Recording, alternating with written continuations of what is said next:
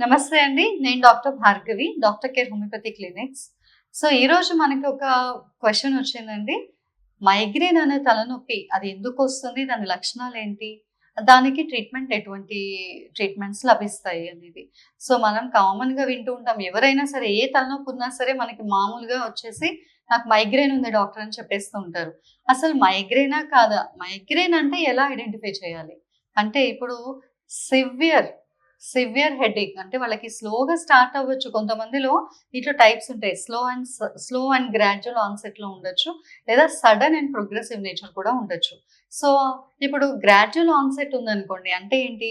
First వాళ్ళకి light చూస్తే కొంచెం ఇరిటేషన్ రావడం, కళ్ళు కొంచెం గుంజేస్తున్నట్లు అనిపించడము, ఈ కళ్ళ వెనక నొప్పి రావడము, తర్వాత వాళ్ళకి స్లోగా ఈ కన్ను నుంచి స్లోగా వాళ్ళకి ఇటు ఈ ఈ ఏరియాలోకి టెంపుల్స్‌లోకి ఈ పెయిన్ అనేది రావడం. ఇక్కడ నుంచి వన్ సైడ్ హెడేక్ అంతా కూడా ఇక్కడ నుంచి మొత్తం ఇదంతా కూడా తల బాగా లోపల నుంచి చాలా ప్రెషర్ వచ్చి వాళ్ళకి తల పగిలిపోతుందేమో అన్నంత సివియర్ హెడేక్‌కి అది ట్రాన్స్‌ఫర్ అవ్వడము. ఆ తర్వాత వాళ్ళకి వామిటింగ్ ఫీలింగ్ రావడము, వామిటింగ్ అయిపోవడము. కొంతమందికి ఆల్మోస్ట్ 10 వామిటింగ్స్ కూడా అయిపోవచ్చు ఈ తలనొప్పి ద్వారా.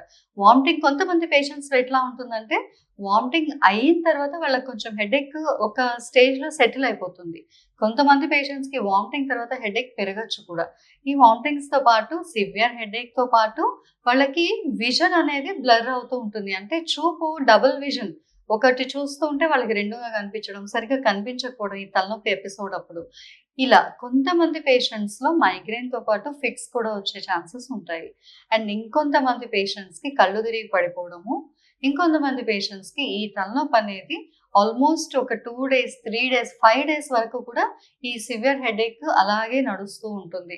చాలామంది పేషెంట్స్ ఈ తలనొప్పి నుంచి భరించలేక ఒక రోజుకి 3, 4, 5 టాబ్లెట్స్ కూడా వేసుకుంటూ వాళ్ళు 4 డేస్, 5 డేస్ కూడా మంచం మీద నుంచి ఆ చీకటి గదిలో నుంచి బయటకి రాకుండా చాలామంది పేషెంట్స్ వాళ్ళ వాళ్ళ లైఫ్ అనేది డిస్టర్బ్ అయిపోతూ ఉంటుంది. ఎందుకంటే వాళ్ళు ఆఫీస్‌కెళ్ళాలంటే వెళ్ళలేరు. ఇంట్లో పిల్లలకి, హస్బెండ్‌కి పని చేసి ఆహ్, చేసుకోవాలంటే కుదరదు.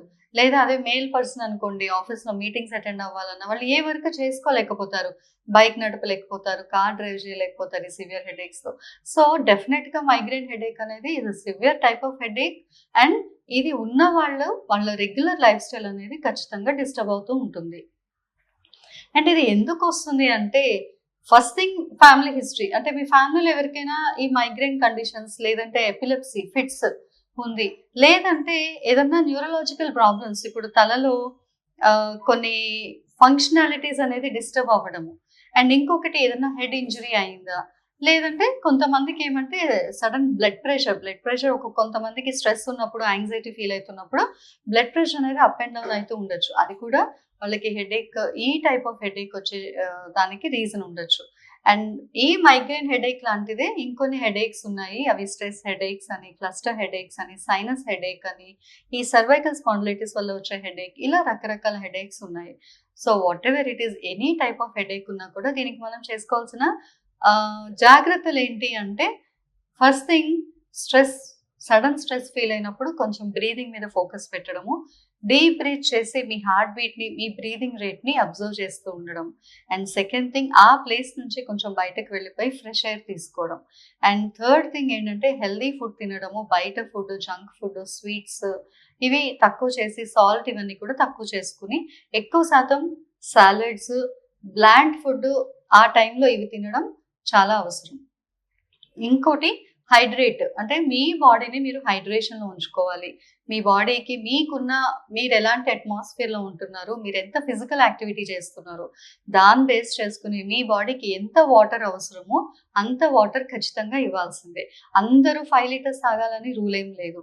సో, మీరు సపోజ్ ఎక్కువ మీరు ఎండలో ఉంటారు, ఎక్కువ స్వెట్ ఉంటుంది, మీరెక్కువ ఫిజికల్ యాక్టివిటీ చేయాలి. అలాంటప్పుడు మీరు ఖచ్చితంగా 4, 5 లీటర్స్ వాటర్ అవసరం అనేది ఉండొచ్చు.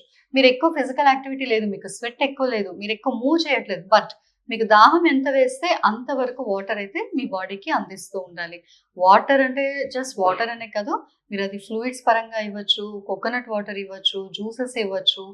ఇలా ఎనీ టైప్ ఆఫ్ హైడ్రేషన్ అనేది మీరు చేసుకోవచ్చు. ఇంకొకటి మైగ్రేన్ హెడేక్ ఎసిడిటీతో కూడా రిలేట్ అయి ఉంటుంది. అంటే మీకు సపోజ్ గ్యాస్ట్రిక్ ఇష్యూస్ ఉన్నాయి. ఓకే. ఇప్పుడు ఈ ఎసిడిటీ మూలంగా సార్ మీరు టైంకి ఫుడ్ తినరు. ఆ ఎసిడిటీ కూడా మీకు మైగ్రేన్‌ని అగ్రవేట్ చేసే ఛాన్సెస్ ఉంటాయి. ఇంకోటి మీ స్లీప్ సరిగ్గా లేదనుకోండి, కంటిన్యూయస్ స్ట్రెస్‌లో, కంటిన్యూయస్ థింకింగ్‌లో ఉన్నారు.